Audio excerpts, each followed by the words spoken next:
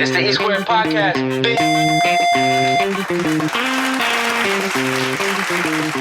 All right, it's the E Square Podcast. I'm Easy Mo, and today the Scoop is in the building. Capo, Yes, sir. What's good, bro? How you feeling? I'm good, man. I'm good. I'm just out here, enjoying the fruits of life while they still ripe, Yeah, hell yeah, man. I was really looking forward to this, man, because this show started. I have artists and rappers and shit come on, but it really started because I wanted to talk to people like myself, the people that's usually behind the camera and doing, the facilitators.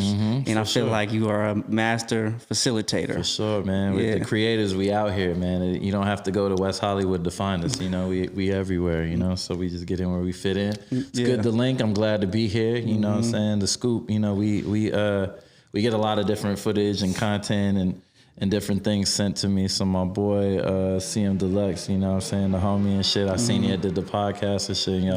Y'all gave us love on that. So I was like, shit, I need to be on that too. What's up?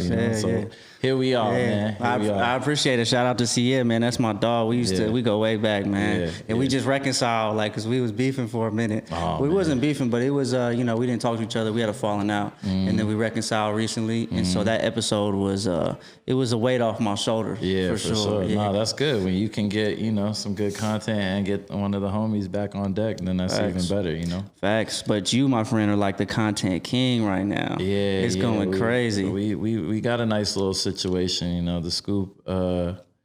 It was a great idea I had when I was high, just in the house, just doing that's some random how it started? shit. Yeah, that's how most ideas start, I think. If it ain't liquor, it's the weed or some sort of psychedelic, kind of inspires you to do something, So I just seen an opening.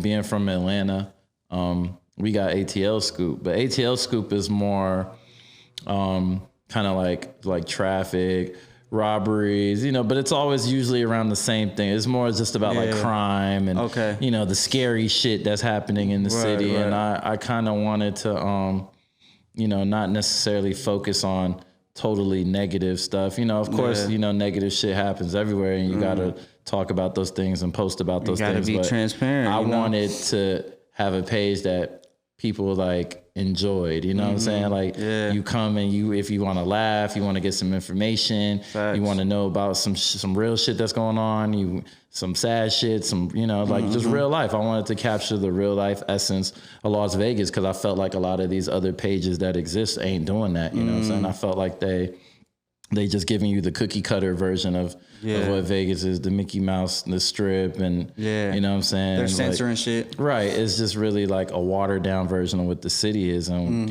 with the Scoop is the best thing about the page is that everybody's a part of that community. You know what I'm saying? As long as you live in Vegas, you're part of the community. You can submit content. You can, you know what I'm saying? People tag me to shit all the time that isn't in Las Vegas. They be in LA, they be in Denver, they be in Texas. And I'm like, well, that's not Vegas. So that's not really what we doing over here. You know what I mean? So yeah, it's crazy. Cause I have a friend, she just moved out here from LA. And then I was on my way over here, I was telling her, I'm like, yeah, you heard of the Scoop, Las Vegas Scoop? She's like, yeah, I was already following them before I moved out here. I was like, damn, that's crazy. Yeah. Nah, I've had people DM me like, yo, I'm moving out there. This page kind of makes me excited to move out there, or this page I'm kind of nervous about. You get mixed reactions because you never know what people are looking at. And Vegas is a different place, you know what I'm saying? I'm not from Vegas originally, but you know what I'm saying? Vegas is home. Vegas adopted me.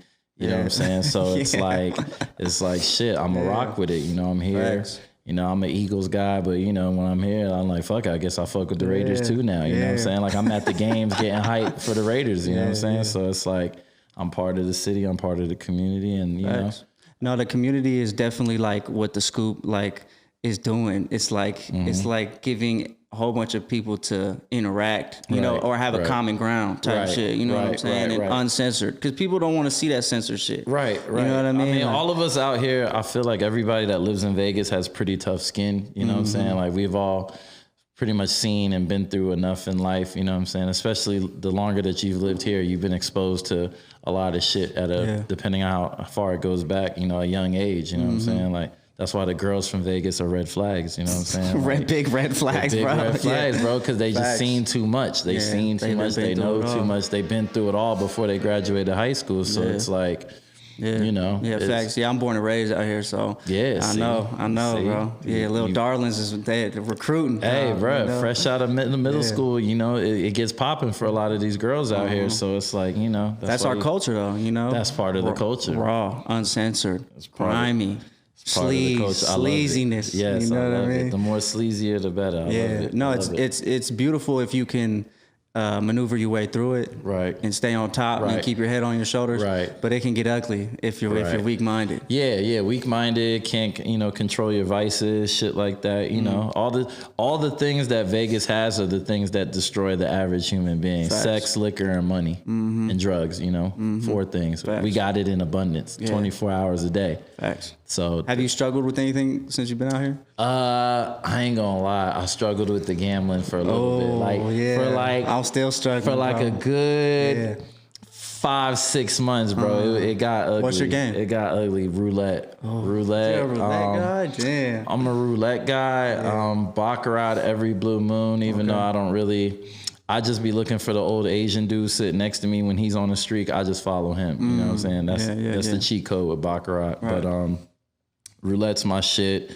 You know, sports betting is my shit. Really between the sports and the roulette, I'm kind of back and forth. Yeah. I do good with the picks, but you know, once you have one good weekend and then you start thinking that you a fucking expert, and it's then an emotional roller coaster. Yeah, bro. it's very much a game of emotion and feeling, and just, you know, when you feeling hot, sometimes you're right, usually you're not. You know, so do you make your own picks or do you pay somebody? I try to make my own picks. If I'm gonna lose money, I'd rather lose money on my own. You know what I'm saying? Like, I would hate to put down a bet that somebody told me to do. Now, don't get me wrong, I consult with, you know what I'm saying, my guys that really is in that world heavy. You know, they Mr. 50,000 a week, you know, 100,000 a week, you know. Shout out to my guy Mike, you know what I'm saying? I got homies walking around casinos with $1 million cash in their pocket to fuck off. You know what I'm saying? It's crazy, bro. That's just crazy Vegas, to me, but it's Vegas, you know what I'm saying? No guts, no glory out here. So that's what I love about the city. That's what I love about the city. Any given day, you know, you can change your life with the right pick. You know what I'm saying? Facts. Like, I've been fucking with this dude Parlay P. Yeah, Parlay P. I'm familiar with Sir Jenks. You know what I'm saying? He out there. Man. Because every time I make my own bets, like I'll make my own picks and then I'll just sit out. I won't put my money on it. Yeah. It'll hit. But as soon as I put my money on it, it's like, you know what I'm saying, bro? I got to learn to trust the experts and shit. You know? I definitely consult, you know, 1 or 2 of the homies. My boy Pele's, my other homeboy, Polo Boy, and my guy Jose. Jose is like one of the goats to me of this betting shit. Like, Jose literally buys a new Tesla like every 48 hours. Like, he's just like that type of gambler, bro. Like, it's ridiculous. See, that's what I low key. It's kind of sad to say, but I low key aspire to be on that level, bro. Yeah, because I'm a gambler at heart, man. I gotta take a risk. Right. I gotta roll the dice. Right. I gotta get it's my adrenaline. I mean, you from the city. Yeah. You from the city, so that shit's in your blood. You know what I'm saying? But I also can't be no bum either. I can't be that guy either. Nah. It's all in moderation. It's like we were saying. Everything else, it's all in moderation. You know what I'm saying? I just like the sports betting is probably the safest shit, I feel like, because I know you have a little bit more of an understanding of what the fuck's gonna happen versus you just picking a random ball. You know, you just letting fate handle it at that time. You know? I'm a craps guy, bro. I'll sit there on a craps table for hours. I feel it. You know from the head, man. You like shooting them dice. Nah, for real. But so how did you land in Vegas though? So you're from Atlanta. Yeah, well, but you're military, right? Originally, I was born in Jersey. My mom was in the military, so I bounced around like 2 years old, bounced to Portugal, from Portugal bounced back to Jersey, from Jersey to VA, VA to Texas, Texas to Japan, Japan to North Carolina, North Carolina to like my shit was crazy. You know what I'm saying? This was like every 2 to 3 years. You feel like that gave you a one up in life? Yeah, hell yeah. Because I you know, a lot of people, you know, there's people in Vegas that have never been outside of the state. You know what I'm saying? There's people walking around here that ain't never left. There's people that ain't never been to Henderson before. You know what I'm saying? They stay in the north side, east side, wherever they at, and that's it. That's all they know is their little couple block radius. So man, like that shit changed my whole outlook on a lot of shit. You know what I'm saying? Because at the end of the day, I was being surrounded by different people all the time. You know what I'm saying? Like all right, now I live in Europe, you know what I'm saying? So I'm kicking a bunch of European motherfuckers. I'm, you know, fucking on Italian bitches and all type of crazy shit. You know, shit that I wasn't supposed to be doing at 17. Right. I'm doing. I got a foreign whip, a foreign bitch. You know, I go to a foreign high school. I go to, you know what I'm saying? That's so it's beautiful. like, yeah, it really opens your mind. Yeah, that shit, you know, I was doing shit that rappers was talking about at a young age before social media and all that shit. You know what I'm saying? I'm 37, so I don't look that old, but I'm old, you know what I'm saying? So it's Black like, don't crack, man. Yeah, so I, you know, I got to see shit for what it really was. I didn't have to look at it through the phone, and you know, beautiful. I was really out there seeing that shit in real life. So when I got older, I definitely had a better appreciation for shit, and it made me able to live wherever the fuck. Like, I lived in Alaska before. I lived in all sorts of fucked up places. Yeah, so it's like, damn, you know, you can Vegas adapt. is easy. Vegas is easy compared to some of the other places I've been. You know what I'm saying? So yeah, you can adapt easy. Like in your environment, like your brain isn't gonna go into information overload when you get into a new situation. Right. Exactly. That's beautiful, man. So how long you been out here now? 4 years this month. Damn. Literally. Congratulations, bro. Literally, yesterday is my 4-year anniversary of moving to Vegas. Damn. October 13th, I got here. Damn. Yeah. Flew by, huh? Yeah, it's been a good run, man. It's been a good fucking run. I ain't complaining, you know. If Vegas will keep me here and keep the ball rolling, I'll stay as long as, you know, everything is still going good. It's still going good. We just getting started. Las Vegas Scoop, just getting, you know, who knows? A year from now, 2 years from now, you know, who knows what it will be. Yeah, facts. Do you plan on going somewhere else? Do you want to live in Miami or New York and trying to plant your flag in these places? I mean, at the end of the day, like, I've been in all those places so many times. I have the relationships there. Like, if I picked up and moved to Miami tomorrow, like, I'll get it popping. Trust. In 30 days or less, you'll see Miami Scoop. You're gonna see all. You're not doing that already? Nah. Why not? Nah. So, I mean, you kind of gotta be there to really like hit that community the way you need to. You know what I'm saying? Like, people out here know me. You know what I'm saying? So it's like, they know the brand, but they also know, it starts with your immediate circle first. You know what I'm saying? Like, when I started the Scoop account, it only had, like, I turned an old page that I wasn't using for like 4 years. It only had like 4,000 followers on it. You know what I'm saying? And I deactivated the page for 4 years, literally. Reactivated it. Was like, yo, I'm gonna make this shit Las Vegas Scoop. I don't know. Came up with the name, did the logo, and was like, yo, I'm just gonna start doing this shit. And I would share it with, you know, other people in Vegas. I'm like, yo, share this post for me, share this post for me, share this post. So it started with my friends. So shout out to everybody. That's the homies locally that helped me pop this shit off. They know who they are. You know what I'm saying? Your real friends, you never got to ask for support. They just do it. Facts. You know what I'm saying? I was asking too, so I wasn't tripping. Well, that's good. You shouldn't be afraid to ask. Yeah, you know? I'm like, nah, you know, I do a lot of shit for a lot of people. So it's like, yo, all I'm asking you to do is press a button and, you know, take a second out your day. And sometimes people want to support, but that's all they need. It's just like for you to make the first move kind of thing. Right. Yeah, and I'm humble with this shit. Like, I ask, like, hey, bro, could you share this shit? Could you comment on this shit? Could you know? Yeah. And mainly the females. The females is the one that help get that shit cracking. Because who loves drama more than the females? You know what I'm saying? Like, all this baller alerts and shade rooms and all the different little sites that's out there, females predominantly run those sites. You know what I'm saying? Females get them shits popping. Females are the consumers. They're the ones in the comments and all that shit. So, you know, I designed it the way I designed it to be aesthetically pleasing. You know, people be like, why is the Las Vegas Scoop shit pink?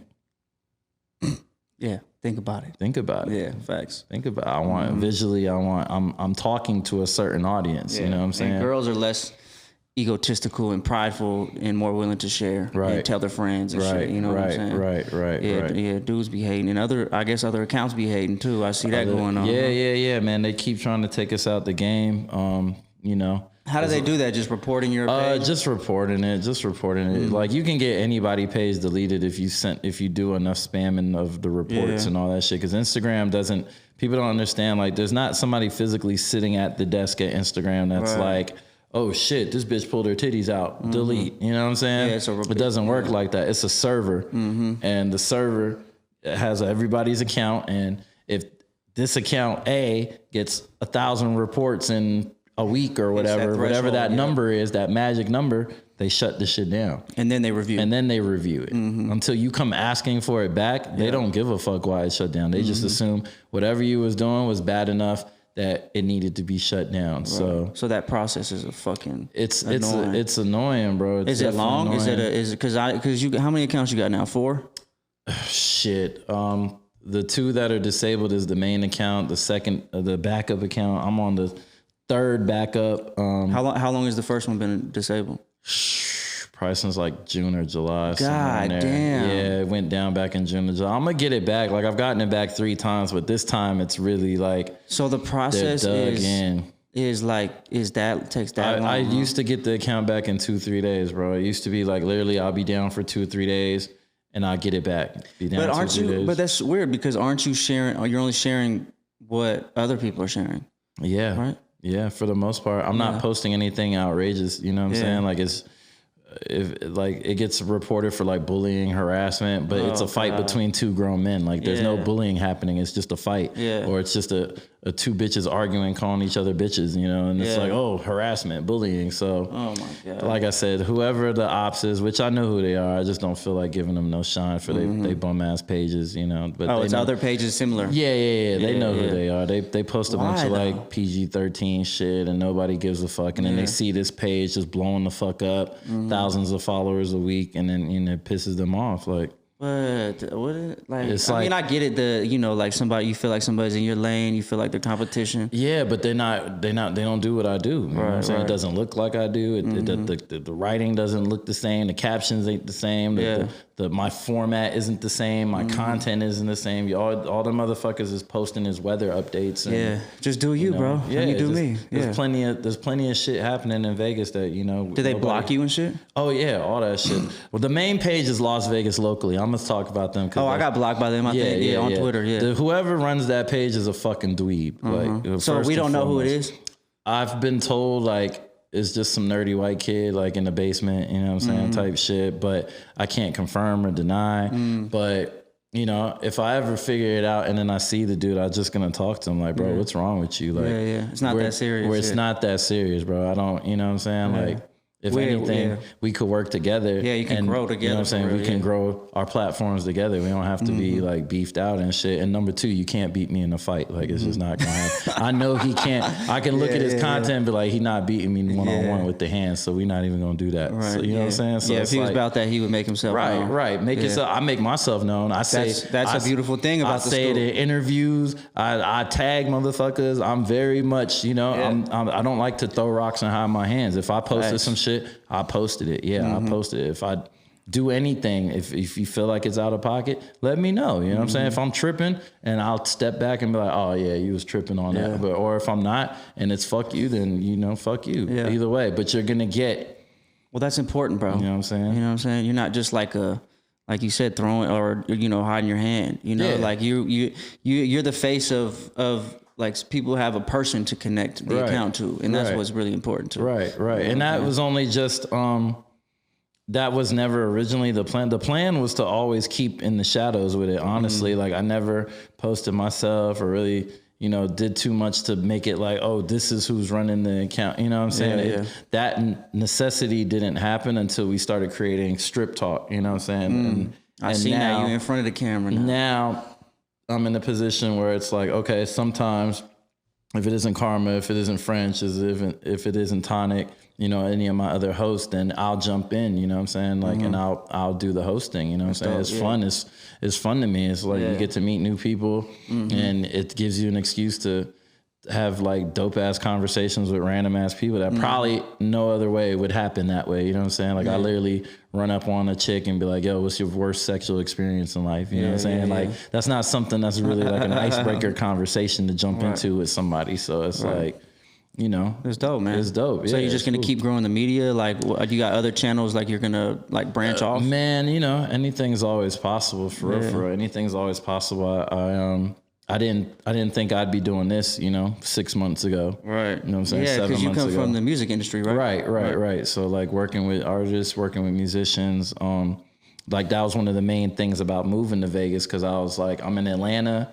I got access to every artist in the world in Atlanta, because everybody has to come through Atlanta to do music, you know, to premiere their music, to get the DJs to support it. Because anything, once it pops in Atlanta, it pops everywhere else. So right. you only have to convince Atlanta that your shit's dope and it'll do what it needs to do. So really, that's how it works, huh? So that's what I've seen. You know, that's at least for hip hop, that's where you're gonna get the success from is Atlanta. Like Nicki Minaj popped off because of Atlanta. More so than New York and LA. She was in Atlanta. She had to come to Atlanta. She got with Gucci Man. Gucci was taking her to clubs, getting her music played. Like in New York, it's just hard. It's harder to break in New York because niggas don't fuck with niggas in New York. Like people in New York really don't fuck with other people from New York until you're on and then they accept you. In Atlanta, they'll ride with you, you know what I'm saying, from start to finish. As long as your shit's hard and you a solid motherfucker or whatever it is, one or two people can vouch for you locally, like, nah, homie, cool. Yeah. Like the Migos, they didn't even give the Migos that they was from Atlanta until after the Versace shit with Drake. Really? Like they had to get Drake. And then even still, because it was like, they not from Atlanta, they from Gwinnett.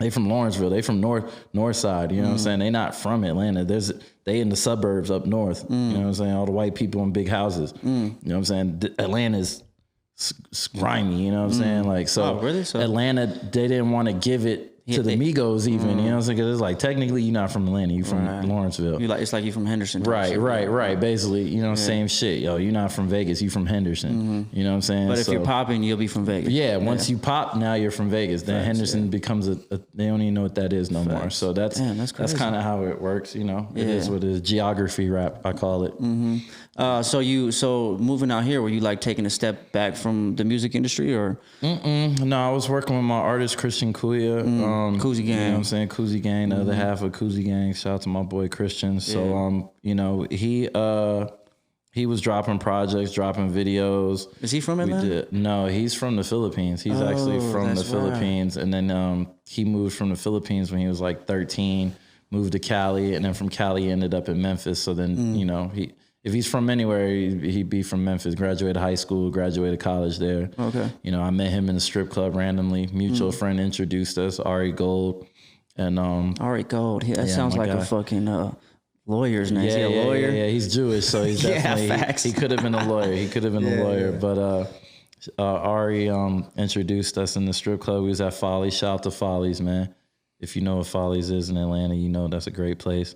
So we met at Follies and he was like, yo, I do music, yada, yada, yada. And his shit was dope. And I thought he had a dope look. And I was like, all right, I'm gonna fuck with you, but you got to move from Memphis to Atlanta. That's the only way I'm gonna help you because I can't help you from a distance. So like 2-3 weeks later, he ended up at my crib with like all his shit in his car. And he like was like, yo, I broke up with my girl. I left my house. I moved out of my crib. Like, I'm here, bro. You know, so I was like, fuck it. Yeah, I was like, fuck, I respect it. Now I take you serious. You know what I'm saying? Because if you could do that, then that means you down to do what it takes to get on. Facts. So we had a good run. You know, are you still managing him now? Yeah. I still work with him. It's just, you know, his audience is overseas. So we did a month tour. We went to the Philippines. We went to Thailand.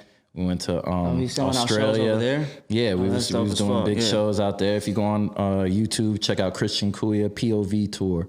So if you go on YouTube, you know, and our video nigga was hard. Nick May, he's hard. So that shit's a movie, like, you know, rocking crowd, 7,000 people. That's crazy. You know what I'm saying? Motherfuckers singing the words, light phones out everywhere, like it was a movie. That's dope. And then who was that? Was that 6ix9ine that popped overseas before he popped in America? Yeah. A lot of the artists, a lot of people don't really pick up on is that a lot of artists, like, they get their numbers from overseas markets first because it's cheaper to market and promote your content overseas. Like in the Philippines, before we went on tour, we was promoting his music videos for 3 months, you know what I'm saying? Every day, like maybe $20 a day worth of ads running every day, but it's every fucking day. Right. And in the Philippines, it's 1 cent per click. Ooh. It's 1 cent. So every time someone clicks on that shit, we only owe 1 cent versus in the States, it would be 50 cents. 60 cents, up quick. 70 cents. Right. Yeah, it adds up very fucking quick.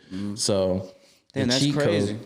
The cheat code for all rappers out there, musicians in general, is to run your ads overseas. You know what I'm saying? Not India, not Russia. Like, if you're of Asian descent, focus on the Asian market. If you're of Hispanic descent, focus on Hispanic markets. If you're African, focus on African markets. You know what I'm saying? Especially if you're a rapper. Because we're like, well, this is the hub. America's the hub. Right. So they all want to come over here anyway. Right. They're hip to, you know what I'm saying, B, C, D list rappers out here that, you know what I'm saying, locally they might not be shit, but just because they're, you know, Nigerian, let's just say for an example, bruh probably got a following in Nigeria he don't even know about. If you really look at like your stats, like look at your Spotify, look at your SoundCloud, you know, look at your analytics for anything that you got going on musically, videos, like go and look at where your audience is coming from and focus on that fucking audience, bro. Them spins in Nigeria still count over here. Facts. Them views from South Africa would still count over here. Yeah, like all of that shit still counts. And if they're engaging, they're commenting, that you got real fans that fuck with your shit out there, who cares? You're going to get booked out there, Who cares where your following come from? Just get known somewhere. And eventually, motherfuckers in the States catch on. That's what 6ix9ine did as an example. Like, if you watch his Hulu documentary, you know what I'm saying? Like, think what you want about the kid, but his execution of getting on was incredible. Exactly. You know what I'm saying? And that's what you have to be a student of the fucking game. Like, you know what I'm saying? Like all the street shit and, oh, he a rat and he did it. I get all that. Yeah, I get it. You know what I'm saying? But musically, From a industry business standpoint, what he did was genius. You know what I'm saying? Pop off overseas. He was going to Europe, doing shows out there in Europe before we even heard of him, and was rocking. He found his audience. He linked up with some big niggas out there, and it's easy. It's easy as an American to connect with anybody. I went to Romania. My ex was from Romania. I went to Romania, bro. I'm the only black dude in this town. I was in a town called Pitești in buttfuck Romania, nigga, like 2 hours from Transylvania, like real place, Transylvania. I'm out there, like that far out there. And I was chilling, and our driver was like a family friend. So he was like, yo, such and such has heard that you're in town. He wants you to come to the studio. So I'm like, who the fuck is, you know, I forgot the kid's name. But he was like the Romanian Chris Brown, you know what I'm saying? Like he was a big artist. I looked him up, verified, you know, 8 million followers. Yeah. Oh, damn. You know, he popping in Romania, popping. So I'm like, this guy knows I'm here? Yeah. And he's like, yeah. I told my friend who's a big DJ in Bucharest, and he was with him. And, you know, like, we know you work with Made in Tokyo and Wiz Khalifa and this person, that person. He wants to meet you. So I'm like, all right, shit. Yeah. Just because... I'm here and I'm American and I'm connected with such and such, the biggest nigga in this country wants to link up. It's crazy. It's weird like that, but that's it's a like, different kind of fame over there too. It's different. It's different. It's equivalent, the same fame. Like he's Chris Brown until Chris Brown walks in the room, and then you're gonna see the difference. You know what I'm saying? But that's good enough. Like if I could be Chris Brown in my country with X millions of people, facts. I'm cool with that. Yeah, facts. Yeah. I don't. That's like the, you know, niggas being the biggest rapper in New York or the biggest rapper in Florida or the biggest rapper in Vegas. You know, Vegas don't really count, but. You know what I'm saying? Like millions and millions. What you mean Vegas doesn't really like? Well, we don't have millions and millions. Oh, okay. You know what I'm saying? From a size standpoint. Thanks, we're up there. We're getting there. Like it's getting there. It's getting there. It's getting there. It's getting there. It's still a little small town vibe though. It's still small, but in 5 years, you're not gonna recognize this place. Well, if we're even here, we don't got no more water, bro. Right. The water's gone. Right. You know what I'm saying? Right. We'll figure it out. But so managing music or managing artists, do you like it? Because I come from artist management too. Yeah, and it was a lot of babysitting. Yeah, no, that's why you gotta be selective on who you work with. You really gotta have you gotta be on the same page with the artist. And I tell every artist before I work with them, like, you gotta want this shit more than me, because I've wasted so much time with so many cats that I was like, yo, this all I want to do, this one I want to be, this every day, yada yada yada. Then they have that baby. Or they lose that job or whatever the hustle is. They lose money. They're not making any money off the music shit. So then, you know, real life starts kicking in, bills, drama, kids. You know what I'm saying? They wake up, they're 30 and they're still not. Yeah. You know, and it gets frustrating. And you know, you got to be really locked in with whoever it is that you take under your wing from that management standpoint. Y'all both, you know, y'all both got to be ready to grind that shit out. And it's just hard. Like I get people that ask me every day to be their manager. Oh, I saw what you did with such and such. Can you do it for me? Can you do it for me? Can you do it for me? No, I can't. I can't. Yeah. I can't. Like No. I can't. I tell them, I was like, you're better off getting somebody that's close to you that wants to manage you, that wants to learn this shit. You know what I'm saying? Nobody taught me how to fucking set up a tour like that. International tour for Christian, that 30-day tour.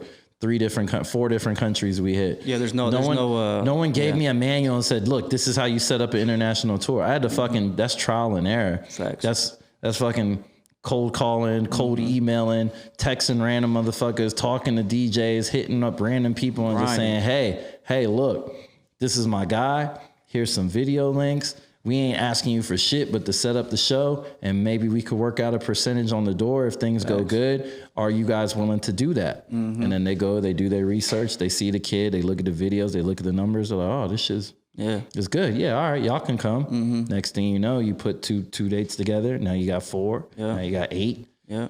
Facts. Yeah, you gotta grind. Yeah, you just gotta grind it out. Yeah. Like people be wanting, but you gotta have that person in your corner, like you said, that wants to, like, is excited as the artist is about music. Yeah, they got to be excited about the background shit. Yeah, they got to be hyped about it, man. Like if I'm, as your manager, if I'm 55% more into this movement or your campaign than you are, that's bad. That's wrong. I'm supposed to come in, add my little 20-30%, and my little magic that I do behind the scenes. And the shit, you know, you're already 10 steps ahead of me. You're already out shooting your own music video. You didn't wait for me to set up your video for you. You already tapping in with producers and locking in beats for your project. You know what I'm saying? You're already recording, already done laid down 5-6 songs last night because you know that it's time to start putting together a body of work so we can pick the best songs out of that and put something together. You know what I'm saying? Like, thank you for spelling that out. Thank you. Because I've been having this conversation with artists and other managers. Yeah. And it seems like the management role, you know, there's a lot of gray area on the definition, and it's like it's not fully spelled out. And I think every situation is a little bit different. Yeah. But like I think, you know, the biggest problem that I've encountered with artists is they get a manager and then they just think they can just sit back and do shit. Yeah, they can just stay in the studio all day. Yeah, but bro, you got to still like push yourself. Yeah, like I do marketing too, you know what I'm saying? So like a lot of the biggest thing that I do for artists is the marketing side, you know, the promotion, putting more eyes on shit, putting more ears on music, et cetera, et cetera. So it's like, I'll tell them like, I can't necessarily be your manager, but I'm still a resource that your manager would have had to call me anyway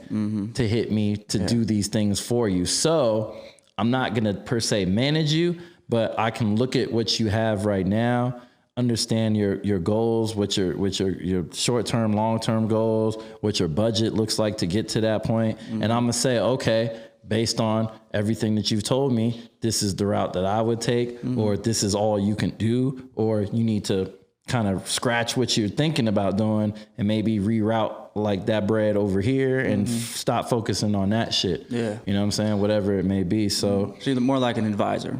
Yeah. A lot of people just need to know that they're doing it right or wrong. And there's honestly no right or wrong to everyone's situation. 'Cause you know what I'm saying? Me and you can put out a song tomorrow and that shit just, for whatever fucking reason, it just explodes to the moon for whatever guy reason. Like working with Made in Tokyo, I was there when he recorded Uber Everywhere in his mama kitchen. You know what I'm saying? Oh, damn, that's crazy. Like I was there. He recorded a song. Cool. Nobody really thought nothing about it. It was a cool song. All right, cool. Yeah. Then he recorded this other song, I Want.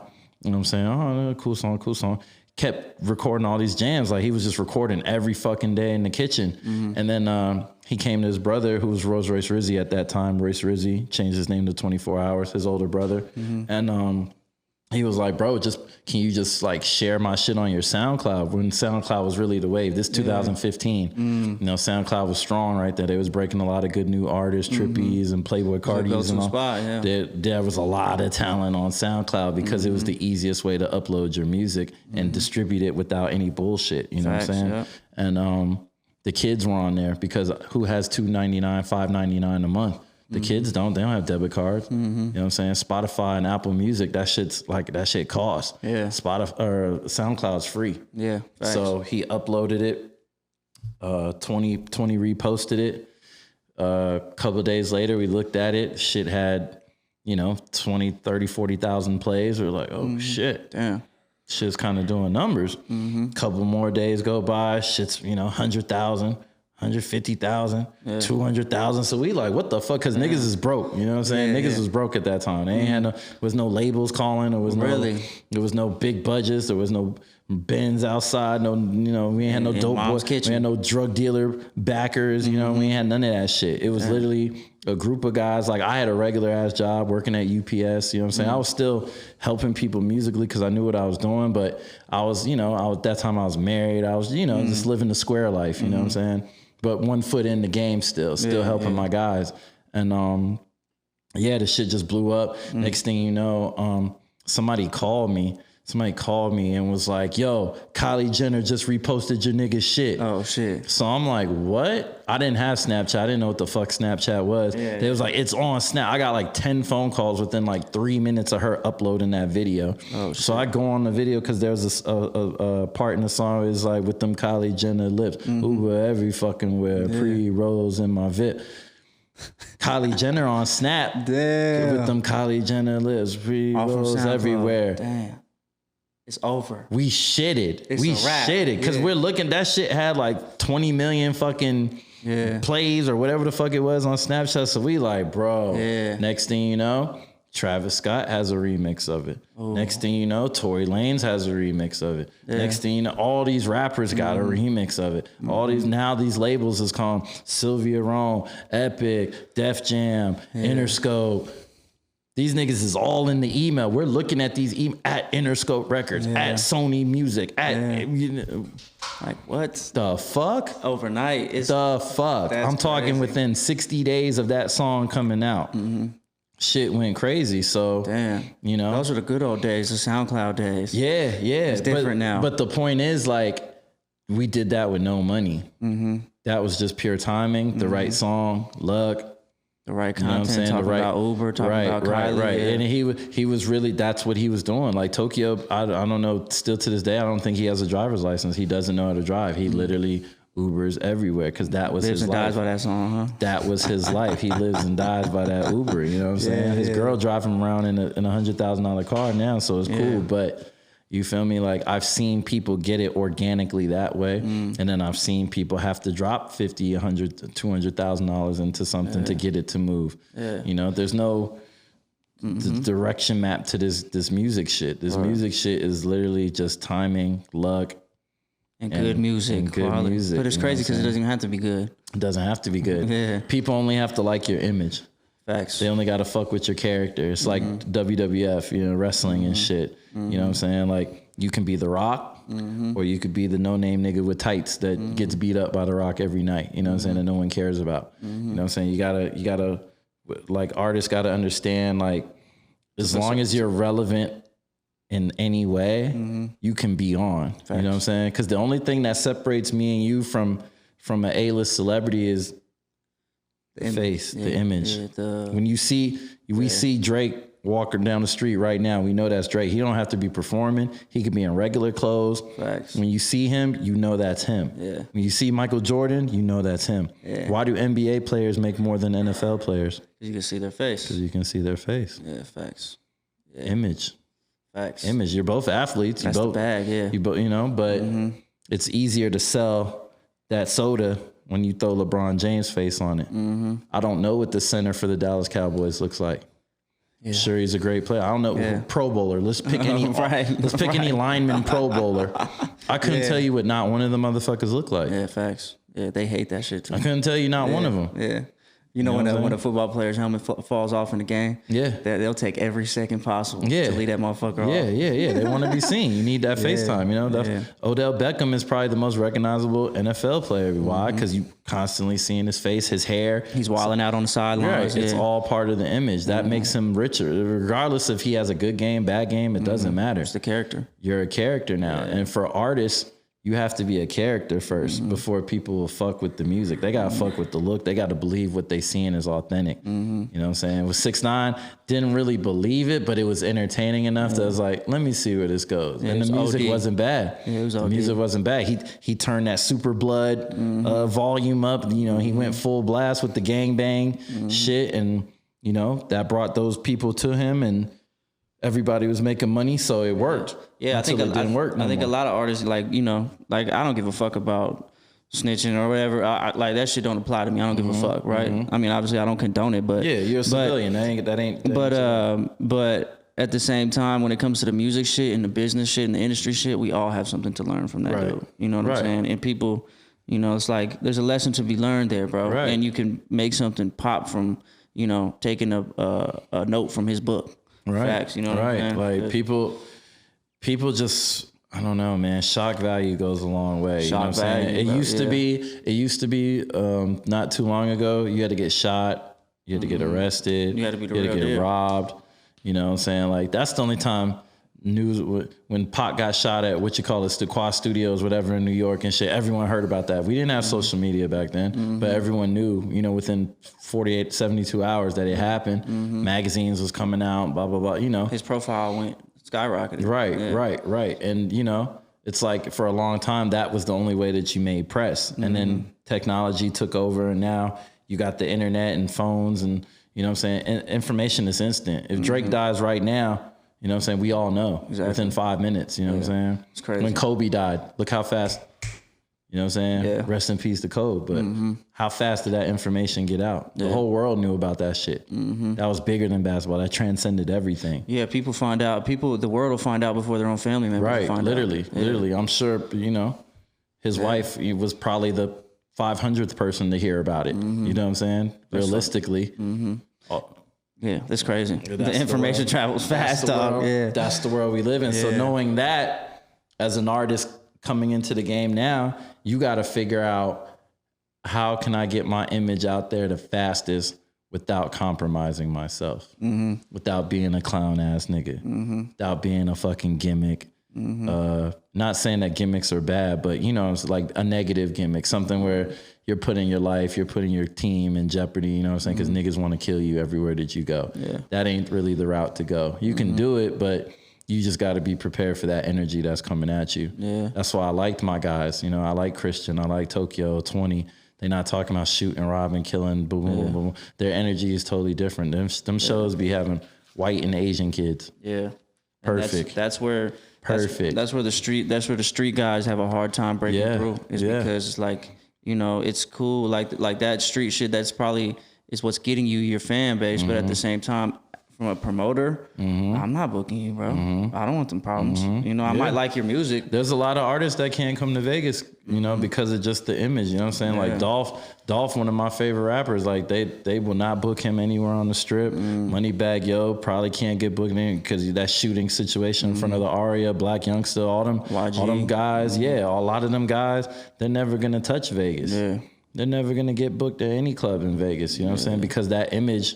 You know, the powers that be, they don't fuck with that image. They don't want that element. They barely let niggas wear hats in the club. You think they want, you know, Super Blood, Super Crip. We got one hip hop club in Vegas. Right. You know, they're not letting you, they're not letting you fuck the money up, man. I'm already knowing. And I'm not, honestly, like, can't be mad at them. I'm not mad. It is what it is. I'm not mad. If I want to see them cats, I'll go to Atlanta. You know what I'm saying? Or see them in concert or something. Yeah, I'll go to the concert. I'll do, you know, whatever. But the point being is, you know, when you get into this music shit, you know, you really got to look at your lane and, you know, you got to decide if you're ready for that or not. You know what I'm saying? Like a lot of people, they just not ready for the lane that they chose. You know what I'm saying? Like I always gravitate to artists that just make good vibe. You know what I'm saying? Let's just focus on some good vibe shit. We don't have to beef with niggas. You ain't got to be out here. Fuck up the bag, you know, bro. You're going to fuck up the bag. Eventually, even if you have success, you know what I'm saying? Look at Pooh Shiesty. Look at Pooh Shiesty. Sad story. You know what I'm saying? You was right. You was there, bro. You're literally like the cloud is here and he was right fucking here and he was skyrocketing. He was going to blast through that motherfucker because who knows how many more songs he would have dropped by now. He would have did features with this person, did the feature with that. Ben had the next big song right behind Back in Blood, you know what I'm saying? Him and Dirk probably would have did a tour by now. Like, think about how much he fucked himself just because he went to Miami and was on some nigga shit, pulled the scrap out, shot whoever, allegedly. I don't know if he did or didn't, but obviously he did something. He's still locked up. Right. It's been months. Yeah. His whole momentum, you know, all those people that was dependent on him, his team, his management, his family. Yeah. Could have changed his whole family's life. They shit out like he didn't make that much money. Yeah.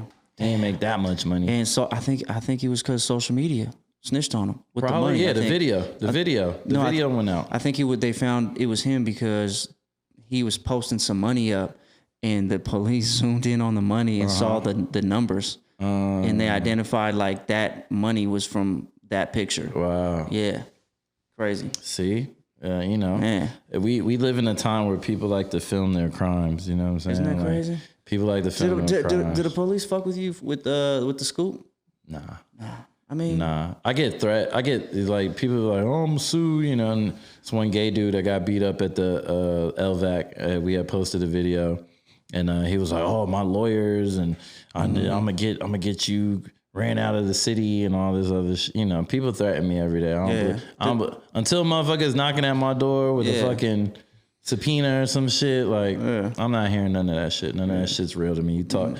It's going to cost you more money to go to the courthouse and even file that paperwork than you're going to get from me. So it's not even worth it. Like, and there's no such thing as public or privacy in public. You know, a lot of people have this misconception of, I didn't give you permission to film me.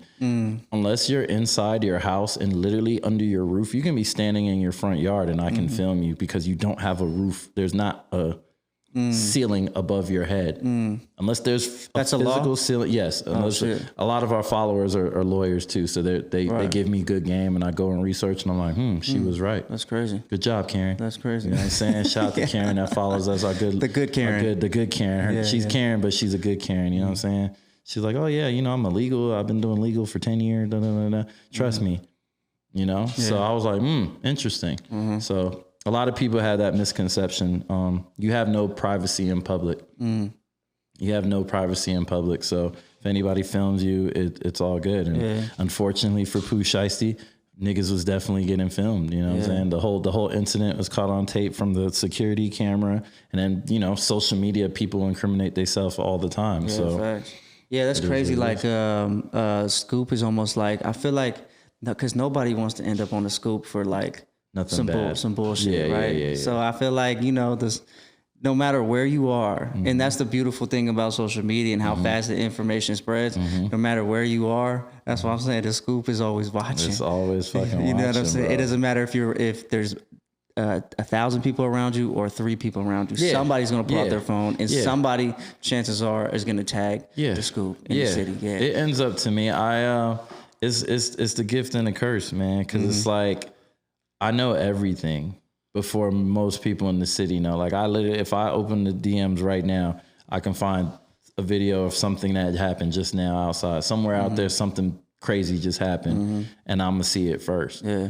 And then it's up to me, you know, if I either feel like this is something that everyone should see, or this is too much for people. Like, it's probably better not. Or maybe this is something for Twitter, because IG would just shit itself if I posted this, but you can throw it on the Twitter. The Twitter's cool. The gram is just like being sensitive, bro. Like, I can't wait till the next thing comes, bro.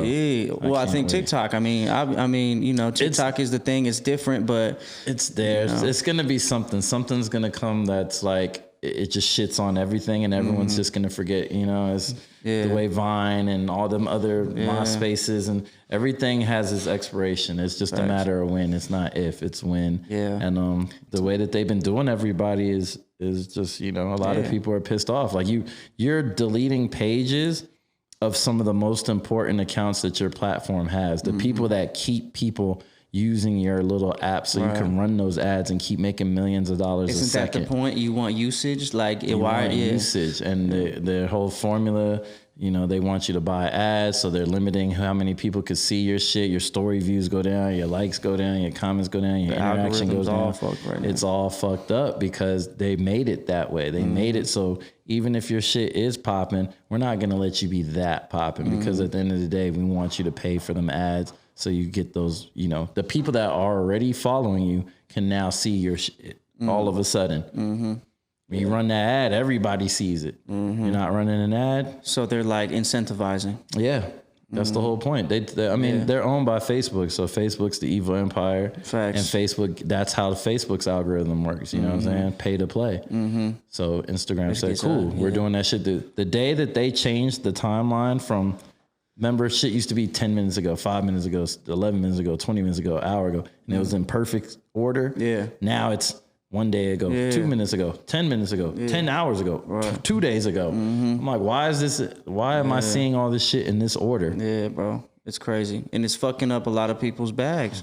Because that's like, it's like they have too much power, bro. You know what I'm saying? Because everybody has to use Instagram. If you have a business, you have to use Instagram. You have to use social media, bro. It's the way of the world. A lot of and that goes back to like the artist shit. Like a lot of artists, like especially street artists, they all say the same shit. I don't fuck with social media. Oh, God, yeah. I don't fuck with Instagram. I don't fuck with the internet. Especially the street artists, man. I don't fuck with keyboards. It's like, what?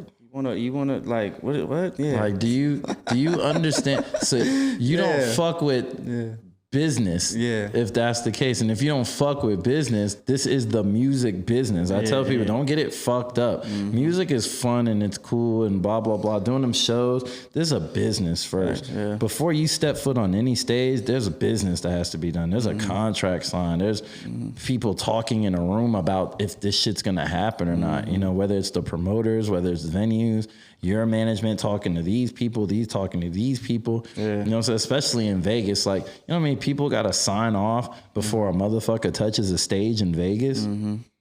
People that have no clue who the fuck that is. Like, I was with Ludacris, you know what I'm saying? When he was out here all weekend kicking it with Luda, shout out to my boy DJ Infamous. You know what I'm saying? Like, I'm kicking it with them all weekend. And they're like, oh, yeah, this corporate party just came in. And I'm looking, it's a fucking 50-page email just about Ludacris performing for an hour at a corporate party. Because they got to cover all the liability, all the insurance, all type of crazy shit. You know what I'm saying? And people don't see that behind the scenes shit when it comes to doing a lot of the things that, you know what I'm saying, artists do. And they just think it's just, people think that radio just plays your music because they like it. No. You know what I'm saying? People really think that, though. They're like, it's a good song. The radio is going to play this. No, they're not. Yeah, that artist is signed to a label. That label's dropping bread. Yeah, that label cut the check to Clear Channel or whoever the fuck, you know, whatever the parent company is. And they disseminate that music to their networks and stations and say, hey, you have to play this X amount of times a day. It's crazy, man. It's a crazy industry. Yeah. And the craziest thing about it is constantly changing, bro. You got to keep up. Yeah. You know what I mean? All the time. So you moved to Vegas and you probably had no intentions of starting Las Vegas Scoop. No, not at all. Yeah. So what is that? Is that your bread and butter now? Or you want to keep going with the music shit?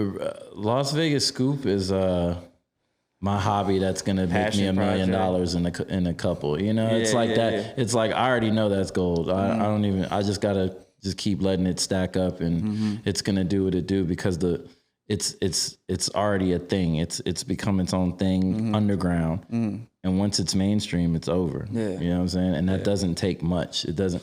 There's 2 point whatever million people in this city. You know what I'm saying? Like at least.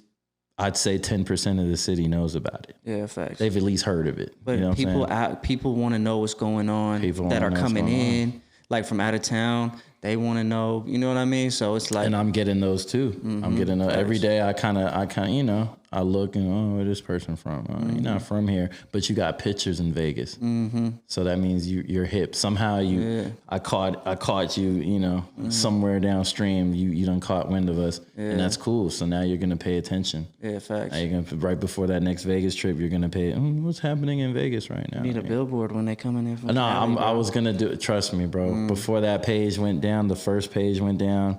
I was gonna get that, you know, where the Vegas Day billboard right there, right before you pass Rio. Oh yeah, that right, billboard right there, facing west. Yeah. That billboard at Vegas Day usually at. I was gonna get that. I was gonna get Las Vegas Scoop. We're watching you. At Las Vegas Scoop. Yes. I had the design ready. I was ready. Yeah. Trigger was ready. Page went down. I was like, fuck. I gotta focus on getting the page back, and then. You know, I'm gonna get there. I'm gonna get there. And that, you know, at the end of the day, there's all these fake pages out there. There's a lot of fake pages. The same people that are hating are the same people that are creating the fake pages. Obviously, I don't know how people have time to do that weird ass shit.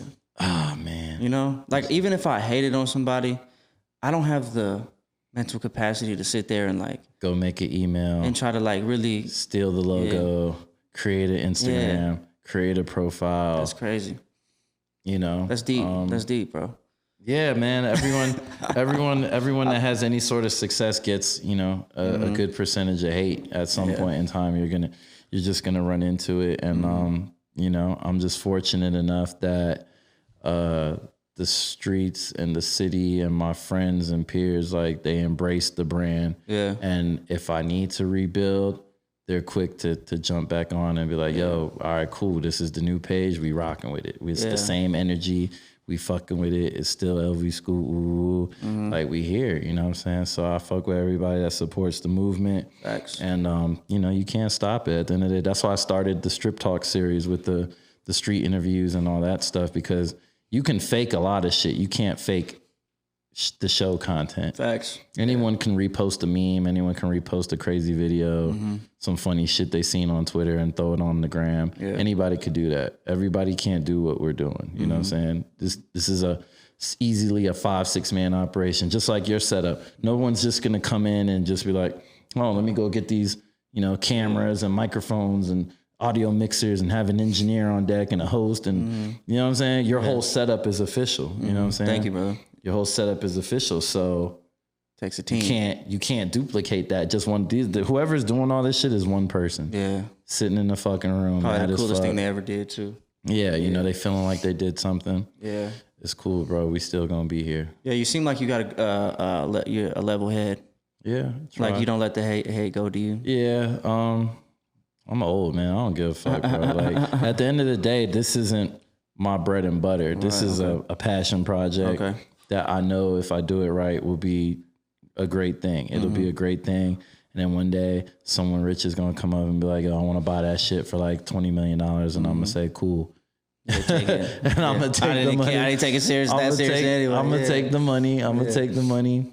And I'm going to build something else. Yeah, facts. I'm going to take that brand, I'm going to build something else, and I'm going to do something bigger with it. And it just keeps going. It's just a hustle to another hustle to another hustle to another hustle. You know? Everybody out in Vegas, I feel like we all have, you know, 6 or 7 hustles on average. The most of us do, you know what I'm saying? You know, the non-9-to-5er, you know what I'm saying? People like I just don't do well working for anybody. I'm a terrible employee. I'm good working with people. I'm good managing people. I'm good working alongside. I'm not good taking orders. Facts. Likewise, I was in the military. I didn't like it. I'm bad with authority. I didn't like it. Yeah, it's tough. I didn't like it.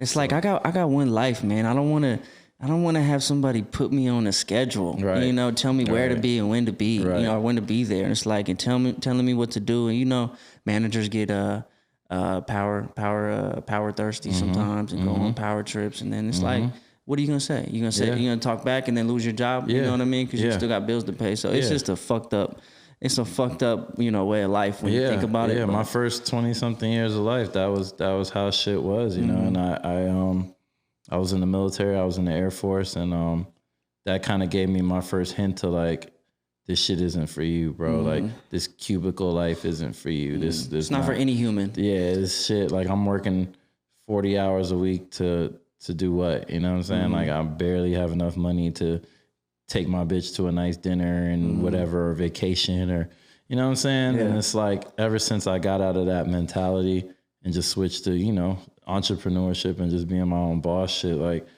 there's no more cap, there's no more ceiling over what I could do, you know what I'm saying? If I work hard enough, I can make 100 racks in a month, you know what I'm saying? Or a week or a day. It just depends what, you know, there's always opportunities out there to do shit. So when you're stuck in that 9-to-5, you don't have no opportunity. No. They're paying you to forget what it is that you really want to do with your life.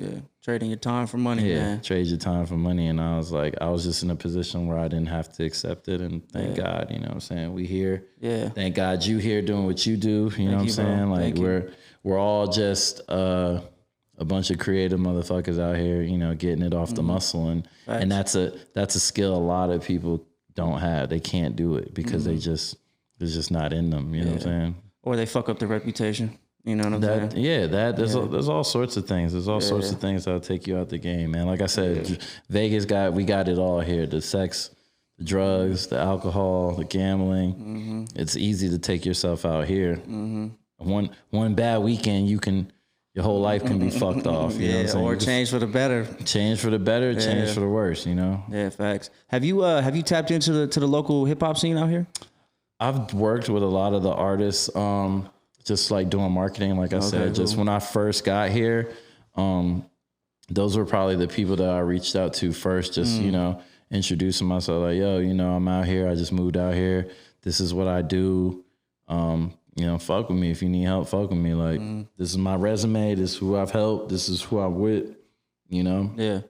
And they was fucking with me, you know what I'm saying? A lot of them did rock with me initially early on, but it's not like I go looking for like local artists or whatever. They just, you know, if they know and they get to me, they get to me. But there's a couple cats that I fuck with out here that be on the radar, and they do their thing, you know what I'm saying? Like, I just feel like Vegas isn't the place necessarily to pop off from. It's where people end their career. You know what I'm saying? Not even so much end. I feel like there's nothing wrong with repping Vegas. You're from Vegas. You live in Vegas. Yada, yada, yada. But go out somewhere else. Bro, come on, man. Go somewhere else too. Preach, bro. Don't just stay here and I'm the king of Vegas, or I'm the king of LA, or I'm the king of fucking wherever you're from. You know what I'm saying? That's so small-minded, and a lot of people here have that mindset. And it's not just here. A lot of Texas artists have. Texas is a huge fucking market. You can literally sustain your whole career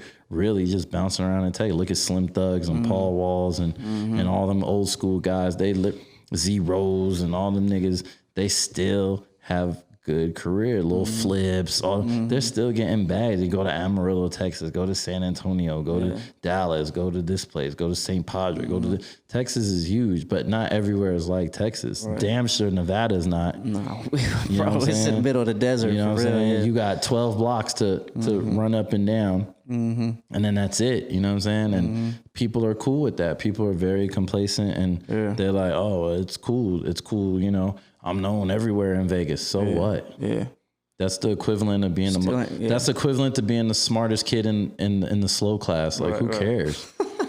Congratulations. Captain of the JV team. Right. Bro. Congratulations. You know what I'm saying? The internet has made this shit. It's the possibilities for you are endless. You know what I'm saying? You could be from Vegas and you fucking have 1 million fucking followers in, I don't know, fucking Vancouver, Canada. Whatever. You just, for whatever reason, that market just fucks with everything that you're doing. Guess where you need to go do some shows? Facts. Guess where you need to go do a meet and greet? Guess where you need to just go and shoot some videos and collabs with local artists in that market? You. Yeah. Get out. I think it's like a fear of success sometimes with a lot of artists I deal with too. It's like, bro, you got what it takes. You're just not making the right moves. Or maybe you need somebody to hold your hand. Yeah. But, and if that's the case, then that's why you're not going to make it. Facts. I tell everybody, I'm like, look, bro, odds are you're not going to make it. The mathematical probability. The mathematical probability is not in your fucking favor. Nah, bro. And my job is to tell you that right now, to taper your expectations. A lot of people like to overpromise and underdeliver. I underdeliver and I underpromise and overdeliver. There we go. I was saying I fucked up. They're like, wait, he just said he don't give a fuck. Nah. So that's the goal. You know what I'm saying? And everything that you do, you kind of gotta, you know what I'm saying, go hard with it. But people be scared, bro. People be scared to be great. People stand in their own fucking way. A lot of artists, like even the talented ones, they still be in their own way because they're over perfectionists about the music. Yeah. I know so many guys that like, I'm just like, bro, if you would just fucking just start dropping this shit, oh my God, you would be on already, bro. Your music is so fucking good. It's always the ones that got the talent, that are super good, that don't want to drop it.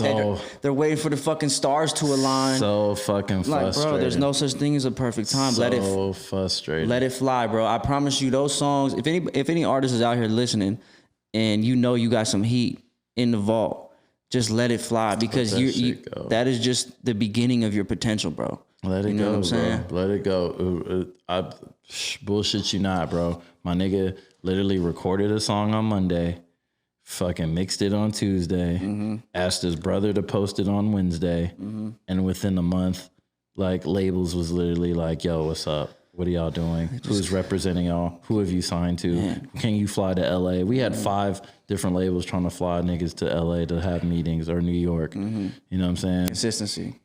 And that was like, yo, bro hadn't even dropped that much music. I think he put out like 1 project under a different name, and he was on some like super hip hoppy shit, and that shit didn't stick. And then he just was like, fuck it, I'm gonna just do what I feel and just, you know, write about the fuck I know about. And the shit hit. And I'm like, think about all the people they got hundreds of songs and they're all fire. There's another Don Toliver standing out there somewhere. There's another Gunner out there somewhere. There's another Travis Scott somewhere right now. There's a Travis Scott level talent nigga walking around right now. Could be in Vegas right now. And for whatever reason, he can't get out his own way, and he just won't put out any music. Man. I knew one of the greatest fucking producers, bro. I swear to God, this nigga would have been the fucking out of Pharrell or whatever the fuck. Like, he was that fucking good. In Japan, I met this kid in Japan. He was he was in the Navy, you know, met a fucking rich ass Japanese bitch over there and just like quit doing music. You know what I'm saying? Got comfortable, got cozy. His wife bought him everything, bought him studio equipment, monitors, fucking mixers, all the best computers. And he was making crazy shit in a little fucking condo in the middle of Tokyo. And I'm like, bro, if anybody heard the shit that you got, you're on. You can leave this shit right now. Right now. Let me send these beats to somebody right now. I got labels. Let me send your music. And he was just like, nah, it ain't ready. It ain't ready, bro. It's not perfect. It ain't ready, bro. It'll never I gotta be fix the drums on this, bro. Oh no, I gotta. And he, bro, I swear to this day, I'd be mad as fuck. He hit me too, like a couple of weeks ago, like, hey, bro, haven't talked to you in a couple That's years. What they do. They'll come back around and be like, he was like, I think I want to try. I think I want to try. You know, all them years you was telling me, and I'm like, bro, low key, you kind of already missed your wave. The magic is gone. You already missed your wave, bro. Like now you want to do it because you're hurting. You know what I'm saying? Before you was doing it because it was fun. And you was just that nice at it and had no clue. You was so nice and tucked away in a fucking foreign country and no one knew that you was. I just so happened to stumble upon you. You know what I'm saying? I used to tell him every day. It's the blessing and the curse. My boy Azo, man, I don't know if he'll ever hear this shit, but Azo, you fucked up, bro. He's in Japan right now. If this makes it to Japan and my nigga Azo hears this shit, you fucked up, bro. You was supposed to be the fucking 3rd member of the Neptunes or some shit. Like, he was that good, bro. On Hand on the Bible, one of the greatest like production I've ever like shit that you would hear on Kanye's album. Like, he was spitting that shit out for fun. And God, the universe sent him to get it out, bruh. You know what I'm saying? And he blocked it. He blocked his blessings. Blocked it. So that's the moral of the story. Don't stand in your own fucking way. Don't block your fucking, but just let the shit go, bro. Whether it's never gonna be perfect. You know what I'm saying? It's never gonna be perfect. A lot of fucking big artists, they, you know, I'm sure Drake, after he heard Certified Lover Boy, he probably was like, you know, I probably could have did such and such, but now that I'm listening to it, I probably would have said this different. You know what I'm saying? Yeah, facts. Everybody can critique. It's art. It's never ending. It's art. It's never ending, bro. Let it go. Let it go. The internet's right there. Hit upload. See what the fuck happens. And when you see the numbers kind of moving a little, you know, on a certain song, watch it. Really pay attention to it. Oh, why is this song doing better than every other song? Crazy. And when it gets to a certain point, then it's like, we need to put money into this. We need to get this out there. Because you don't know what's gonna pop. It's not up to you. It's up to the people. Yeah, that's why I've been telling people. They be like, "Oh, I'm about to put $10,000 into this song." I'm like, "Why? You don't even know if people like it yet."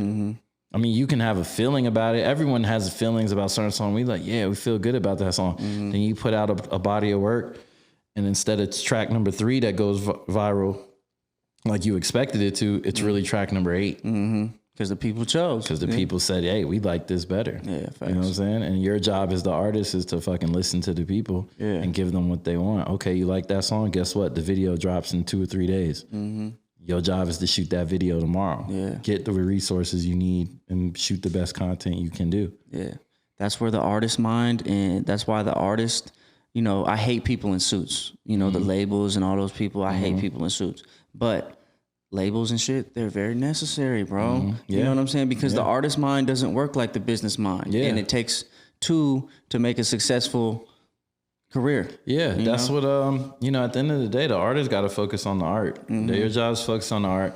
Let the label handle marketing, let the label handle certain things. Not saying you don't do none of that shit, but you know, there's people whose job it is solely is to run your social media or at least set up the content that you need to post on your social media. Your album dropped today. Cool. Here's the graphic. Here's the artwork. Here's the story post. Here's the swipe up shit. Here's the smart URL with all the links to the different, you know, streaming avenues. So for you, there's people that their job is literally to set all that shit up. And you don't even have to have a label per se. Really, you just need distribution at the end of the day. You really just need someone that can put your shit on all the platforms. You can do it yourself, but you know, if you can get lucky enough to get like get with United Masters or get with EQ Distribution or so what's the difference though? Explain to me like the difference between a what is it called?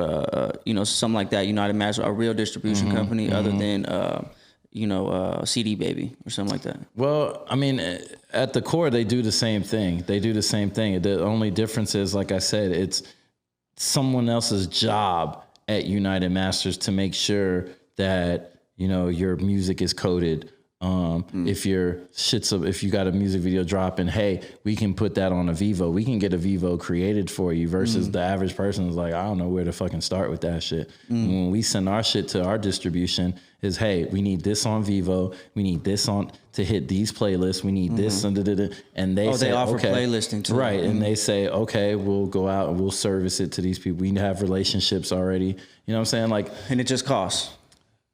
Sometimes it doesn't. Sometimes it doesn't. You know, it's again, it's relationships. It's relationships. You know what I'm saying? Like, if my people at my distribution are already paying a motherfucker over at whatever from a big label, let's say Meek Mill dropping a project, Meek Mill and us have the same distribution company at the end of the day. They're already spending shit tons of money promoting these guys up here. So it ain't nothing to say, hey, slide one of these, our newer artists into your other little playlist that you got going on or whatever. That's still good. It ain't the top shit, but it's, you know, it's good enough. They're going to get their shit out there. Right. Facts. You know what I'm saying? It's those relationships. That's really the only difference. But at the end of the day, you don't need anybody to do this shit. Like there's CD Babies, there's TuneCores, there's all these different platforms that you can distribute your shit across. It's really just about having that machine behind you when you really got something that's bubbling a little bit, you know, to be able to press that little, hey,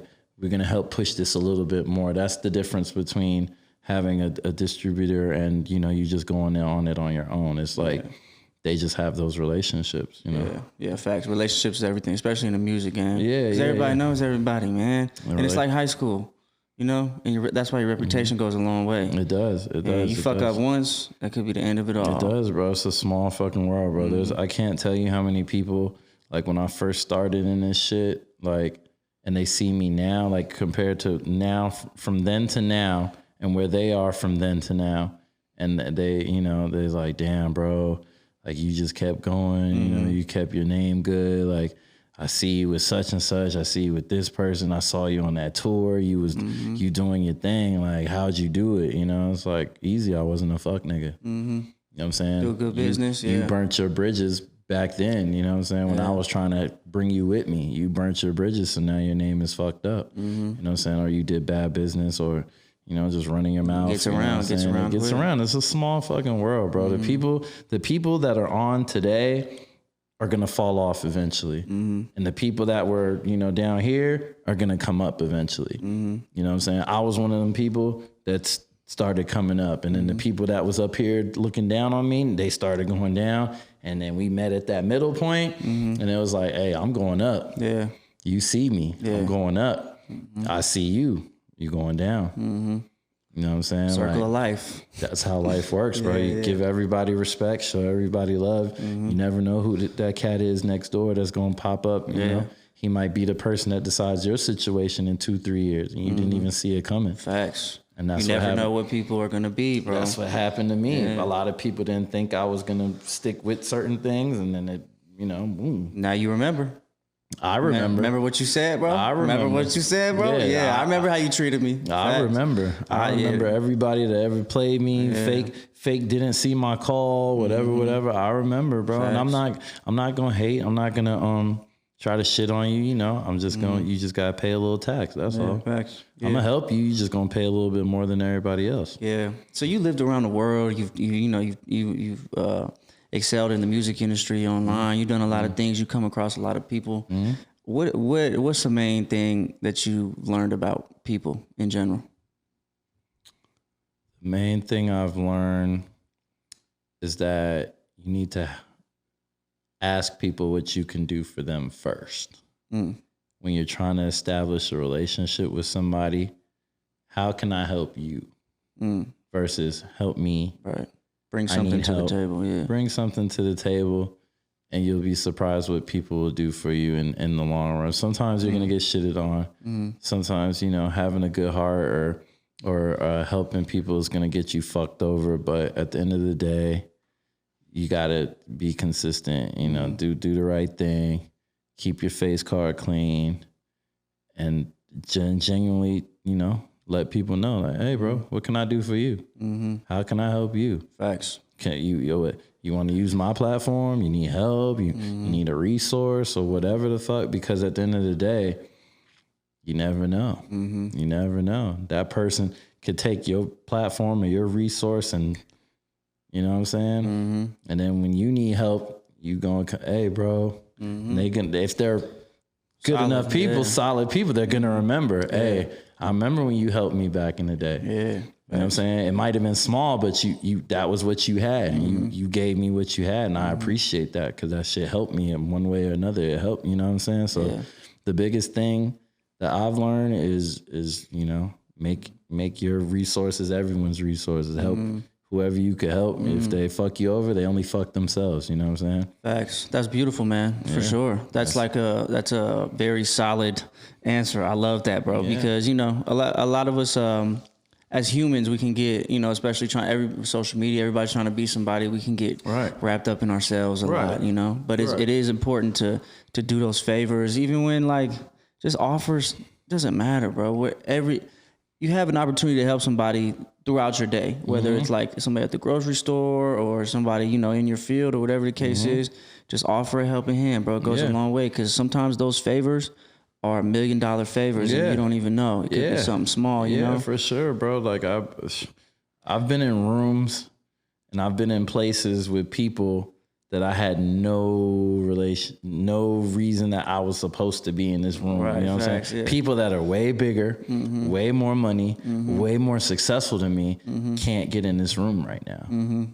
Why am I here? Facts. I've been in those situations where I stop and I'm just like, I'm doing something right, though. I'm doing something right, bro. I am not supposed to be here. Yeah. I am not supposed to have this bad bitch on my arm right now. I'm not supposed to have this $30,000-$40,000 watch on my wrist. You know what I'm saying? I just realized those moments in life, and I think, what is it that really just got me in this room, that put me in this situation? Relationships. Facts. Handshakes. Being a good dude. Really? Handshakes. Yeah. I'm 37 years old. I've shook a lot of hands. I've shook a lot of important hands. Those handshakes add up. That's why I tell people, I say, yo, how many handshakes you got? That shit'll tell you where you're gonna be in life and your business and all that shit.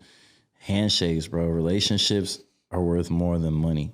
Pulling up on people too, man. Putting yourself in that position to meet somebody. Relationships are worth more than money, bro. Who knows? Me and you make $1 million a year from now.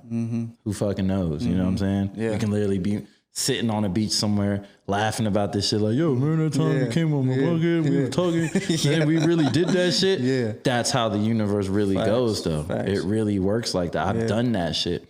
One of my most important plugs that I ever made in life, I met standing at the club to go to Daylight, to go into a fucking pool party. And a mutual friend was just like, hey, you do this, y'all should know each other. That's all it takes, man. That was it. I would have never spoke to this dude. Yeah. He didn't look like nobody I would ever deal with, associate with, party with, hang out with. A little short. He was like, I was like, him? And he's like, yeah. this guy's important. You need to know him because what he does links with what you do. Yeah. And we made a shit ton of fucking money together. Had a great fucking business relationship, cool guy. Come to the house, we fucked bitches together, the whole nine. Like it was lit. You know, we partied, we hung out, and we got money together. Yeah. Handshake. Yeah. I would have probably never spoke to this dude in life except one person that knew both of us was like, nah. See, and that dude's important too. That knows like, hey, you guys need to know each other. And it's not like, you know, trying to control that dynamic. You know what I mean? Not at all. Could care less. He was like, I don't even do that shit. So you and y'all good. Knock yourselves out. Yeah, facts. That's beautiful, man. And that person, it's funny because that person was Ari again. Okay, Ari, He sound like he introduced his motherfuckers. Ari, I ain't gonna lie. Ari Gold, man. My dog Ari, he moved back to Atlanta and shit, but he was a plug in a lot of those relationships. You know, he's one of those guys. You know what I'm saying? And I try to be one of those guys too, where it's like, shit, you need the plug, you need a resource, you need to get to this person. I'm not gonna hate on it. I don't give a fuck. I don't want nothing for it. I don't care. Here, you need this person number. Let me hit them up. Let them know, hey, my guy's gonna call you. He's got something that you might be interested in. Done. Yeah. I don't Facts. give a fuck. That shit don't take nothing from me. Yeah. You putting that good energy in rotation, man. Yeah, I'm telling you, it comes back, man. Got to. That's why I'm still here, bro. Yeah. I'm still here. I could have been tapped out, you know, went back to that, you know, 9 to 5 cubicle life. You can't go being back there an IT now, guy. Yeah, I could go back to being an IT guy, fixing computers and shit like I used to do. So is that where like you know the tech savvy shit comes in? Yeah. Being in the Air Force, I was in the Air Force, so I was an IT troop. So my job was computers, fixing computers, all that shit. So all the technical, the techie shit. You know, I'm a nerd at heart. Like I'm a nerd, but I just understood like, all right, I can finesse this skill set and take it to another industry. And well, you understood the culture too. Figure out my lane. Yeah, and that too, just being around it. You know, like I was doing shows in Japan. I went to Japan. The last like real square job that I had and shit. You know, I was working for the government, being an IT contractor for the Navy and shit, and going out there and doing shows and, you know what I'm saying, bringing artists. I was bringing artists to Japan. So I was primarily bringing Atlanta DJs, Atlanta rappers, strippers. I was bringing over anybody that can perform in front of, you know, my audience and entertain them. Right. I did that for 5 years in Tokyo. So I was one of the top 3 promoters in Tokyo at 23, 24 years old. I saw a video you posted where you was getting hemmed up by the police out there. Yeah. I went to jail they're out racist there. out there as fuck. Yeah, a little bit. Yeah. Any society that's isolated like that, there's a lot of ignorance, you know what I'm saying? Like, but I heard like hip hop is like number 2. Like Japan is like number 2 for hip hop. Yeah, it probably is. They love the culture. Yeah. They love the culture, bro. They love this shit. They love this shit, bro. Like, did you smoke weed over there? Yeah. That's what got me locked up. You know what I'm saying? I got arrested with 0.6 grams in my pocket. How did you get weed over there? The plane? They have it. They grow it out there. Really? Yeah, they go like up north and shit. Good? They grow it. It's okay. It ain't, you know, but I've had good weed out there. So my seems guy, like they got the climate for it. Northern Japan. Northern Japan's kind of like Northern Cali, Humboldt County, you know, type shit. Great environment to grow. Northern Japan, that's where they grow. But I had a guy out there. He used to ship his shit in from Cali, and he put it in candles. It was genius. It was genius. He would fucking have somebody out there in LA get the weed. They would get the candle jars. They'd put the weed in, and, you know, wrap it up. Obviously, pour the wax in there. Oh, so it takes all the smell off. All the smell, the density, x-rays don't catch it, nothing. Fucking genius. Whoa. Fucking genius. And in Japan, it's $60 to $80 a gram. God damn. Oh, yeah, I bet. 60 to 80 a gram. I bet, yeah. For some decent weed. If it's really good weed, it's more on the 80 and 90 a gram side, which is ridiculous. That's like cocaine prices. Like, chill out. You know what I'm saying? Yeah, that's Smoking crazy. weed, that's coke prices. Well, you paying for, you know, travel. Of course, you know what I'm saying? And it's dangerous, bro. It's dangerous. Like, I literally had this much weed. I had 0.6 of a gram. I did 34 days in jail for half a joint, bro. I lost 20 pounds. Fucking fighting with these Yakuza motherfuckers and all that shit. You know what I'm saying? They little, but the motherfuckers, there's so many of them. You know what I'm saying? I'm the biggest nigga in the jail. I'm the biggest nigga in the jail at 6'3", you know what I'm saying? So they looking at me like, yeah, we gotta tag team on this motherfucker because he's kind of big. But they fucked with me. They fucked me in jail. I only had one fight in that 34 days with some psycho dude. And it really wasn't that much. It was, you know, a slap.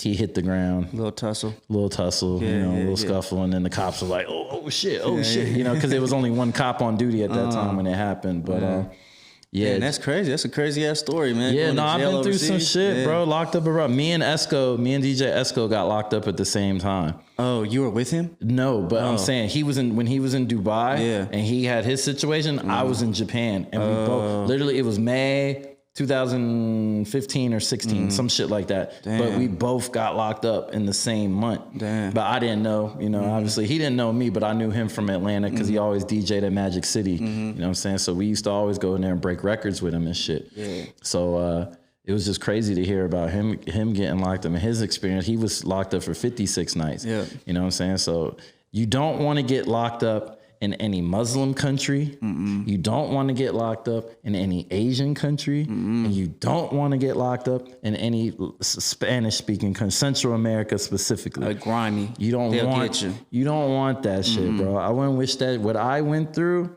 I would not wish on my worst enemy. What was the worst part about it? The food. The food was really bad. The food was like fish heads and rice for real. Like, they would give it to you in this box. They would give this shit to you in a box. And you would literally be like, what the fuck is this? Like, the only thing I'd recognize is the rice. And the rice is probably a day and a half aged, like rice from yesterday. Yeah. And anyone who knows about rice, like, you got to eat that shit within 10 minutes of it being cooked or it just ain't the same. So they was giving us day-old rice. A random fish part. I don't even know. Like, one time they gave us some shark.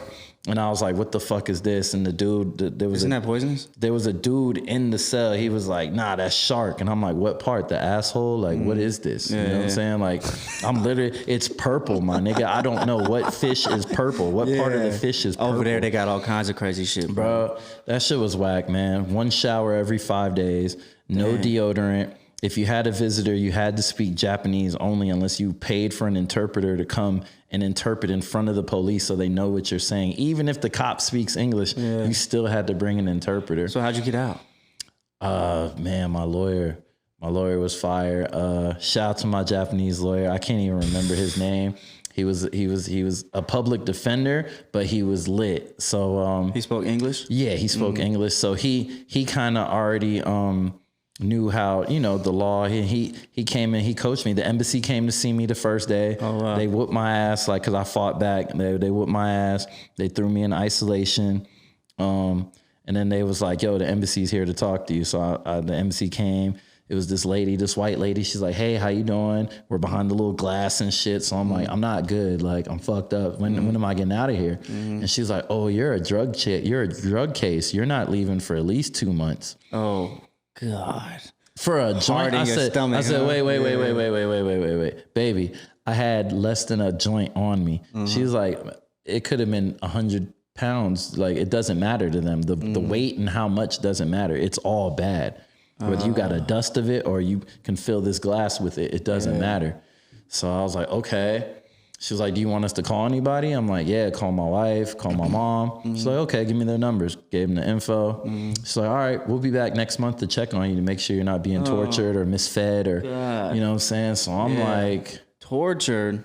I'm like, bro. Yo, humans are savages, bro. Bro, Japan, they don't care about human rights. Just like China, just like Korea's and all that shit. All that shit that you hear about, I believe that shit because I lived it to a certain extent. They don't give a fuck, bro. They put you in this fucking concrete box with a giant LED light that's on 24 hours a day. You're only allowed to sleep when they tell you can sleep. So you can't even like just be lounging like on some bored shit. Like, let me just take a nap. No, wake up.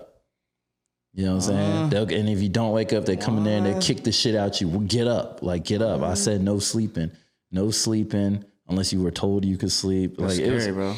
It was all bad, bro. Hey, what don't kill you make you stronger, you know what I'm saying? So I'm definitely a different, like, people, if you've been in jail in the system in the States and you go to jail overseas, you want to be in jail in the States. That's what I was going to ask next. I'll put it like that. You want, because that's the question most people ask me. Is it worse? And I'm like, I haven't had too many moments in the States side where I've been locked up. You know, I've been lucky and been out of that system. I've only had to do like temporary, like maybe an hour, 2 hours, you know, it was a fight, whatever, some little shit like that. But that shit in Japan ain't what you want. And I talked to Esco too and asked him about his experience, and we shared like, you know, some conversation, and it was like, nah, bro, that ain't never again. You know what I'm saying? I couldn't do that again. I couldn't imagine what he went through. Yeah, his shit's probably was worse. I'm sure it was worse because, you know, like I said, them cats on that side of the world, like in the Middle even East. Our prison system is privileged. Did you see the news that kid, that football coach in Dubai? He got like 20 something years for vape, for CBD oil. Bro. Yeah. They don't play about that shit. They don't play, bro. They don't play. They don't care. Yeah, they don't care. They saw what happened in the 80s and 70s and they think that the Pablo Escobars and the Miamis, and they look at that shit and they're like, ugh. You know what I'm saying? They're the scum of society. You know, drug users, drug sellers, they're the scum of society, and they have a 100% zero tolerance policy for that shit. If you're overseas, just drink liquor. That's my advice to anybody. I had boys that called me, other artists that called me right before they was going on tour. They was going to Japan and shit. And they was like, yo, bro, how did you get your weed over there? I said, listen to me. Listen to me.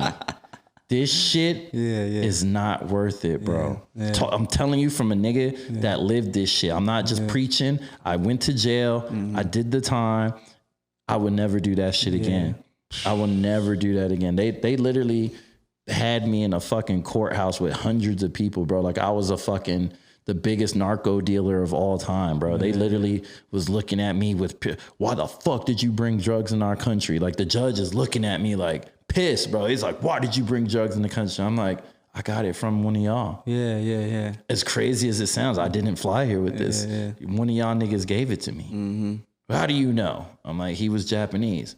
You can tell the difference? I'm like, yes, I used to live here. I know the difference between Chinese, Japanese, Korean. Like I can tell. I can look at you and tell. Yeah.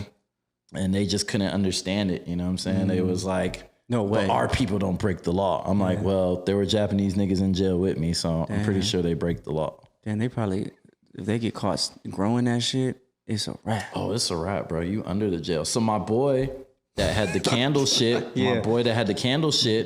back to him, he got caught because he was fucking with this chick. It's always some pussy. The chick and him fell out. So, hell hath no fury, like a woman scorn. She goes and drops the anonymous tip. So they start watching my guy. They're like, oh yeah, he's got a box of candles. Yep, just like she said. And they just watched him. They watched him for like 2 months. He was Operation Norm. They didn't stop him. They just let him keep going to see how much he would do, see who he's giving weed to, learn his operation. Came one day, kicked in his fucking door, snatched him. They gave my man like, I don't know. They gave him That's different charges right there. They gave him like 15, 20 years, some shit like that. He got out in like 10. You know what I'm saying? Good behavior shit. He did 10 years for that shit. Hit me up randomly one day. Yo, bro, I'm out. I was like, nigga, I thought they put you under the jail. If I did 34 days for this much weed, you was bringing in peas. Yeah, who got him though? Who got him? The U.S. or no, Japan? The police in Japan, yeah. Oh, the Japan got him. Yeah, he was living in Japan. Oh. Yeah, so they hit on him. That side. They hit him with the international trafficking, distribution, all that shit. I was just a user. I was just some pothead nigga walking around the street. Yeah. This nigga was the plug. Damn. And he had that gas. Like, he had the best weed in Tokyo. You know what I'm saying? That could make it more dangerous for you. He's known. He's known. You're black. Like they don't like foreigners over there. They don't like he's foreigners. Black too? He was black, American. Lord have mercy. American. He was American. They throw the book at They throw the book at us. They like, you over here fucking our girls. We already don't like you. Like, they just want us gone. They want our black asses to fuck up out of there, bro. It's always the women, bro. It's the women, bro, because, you know, they look at they bitches and be like, oh, you fat. And to us, we're like, fat, man. Skinny as hell. Like, come over here, shit. Come rock with me. Yeah. Little thicky. You feel me? Like, like what? You're malnutrition in America, you know what I'm saying? But over here, you too thick for them. All right, cool. Come kick it with your boys. So, facts. Big facts. It was a good run, man. Overseas is the shit. Everybody, like artists getting back into the music shit, like go touch overseas. Go touch that shit. I don't care if you're making $1 off it or not. Just go shoot your videos over there. Yeah, it's gonna boot. It's just go do records with people that's over there. Go do everything you can, bro. The sooner that you build a bridge to somewhere other than America, you're gonna catch something. Like you're gonna capture something. Your fans are somewhere, bro. They're somewhere, bro. And a lot of times it's just because you're there. You're American. Yeah. You might have a cool look. You look kind of cool, and they're going to fuck with you. I'm like, hey, bro, they going to want to take... You got 500 followers on Instagram. You're still a celebrity to them. Yeah, facts. They don't care. Oh, bro, you from America. Yeah, facts. You're from America. This shit, we read about that shit. We watch movies about where you from, bro. Facts. We copied you guys. We study your whole shit. What shoes you got on? Look at that hat. Yeah. Oh, your shirt, that's hard. Oh, your fucking tattoos, that's crazy. Yeah. They fuck with us, bro. They fuck with us. And a lot of people, you just gotta go. You gotta go. You gotta go experience that shit. Yeah. And if you have some tie to that culture, if you Puerto Rican, go take your ass to Puerto Rico. Go to DR. Go to Mexico. Go to these places, bro. Yeah. Go to Brazil. Facts. Go shoot some visuals out there. Facts. Have you ever been offered label jobs with the knowledge and experience you? Yeah, but it was always like, I know what I know, and I just felt like they wanted me to work up under like the assistant. You know what I'm saying? Type shit. Like it was never. You gotta play those weird. It was never. Yeah, it was never like, yo, you want to be the senior, you know, whatever the fuck, or I don't even need to be a top nigga. Just give me like a real title. You know what I'm saying? I don't want to be getting coffee. I don't want to be an intern. I don't want to be the intern's helper. Like, you know, there used to be shit like that, which, you know what I'm saying? I'm not opposed to doing that at a certain age, but where I'm at now and in the last couple of years is like, nah, I'm cool. Like, I'm some respect on. Yeah, I'm a little bit too old for that. You know what I'm saying? And it's cool. Like, I get label checks. So I kind of already do work for them. You know what I'm saying? I get checks to post motherfuckers and run their campaigns. Is, you know, I'm already written into the budget. You know what I'm saying? Oh, really? Damn. Yeah. Oh, we need these 3-4 artists verified on Instagram. You know what I'm saying? Cause all right, cool. Yeah, you already been paying me for that. Yeah. Were you early to all that? To like that kind of knowledge? Yeah. I figured. Yeah, I was grandfathered in. I was grandfathered in for sure. When it was a lot easier initially, and then life is so much about timing, bro. And finding your way is like so much about timing. Yeah. My brother, my godbrother, he was 50 Cent's manager. You know what I'm saying, when I got out the military.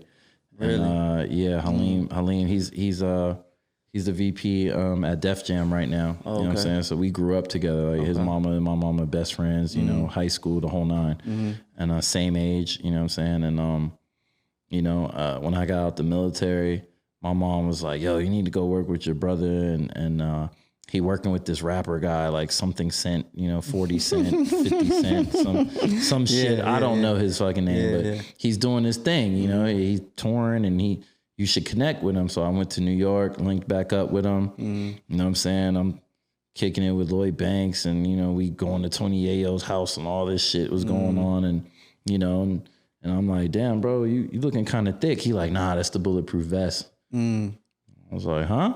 He's like, oh yeah, we gotta wear vests and shit. You know, shit get crazy out here. Such and such mom's house just got shot up. You know, So I'm like, damn.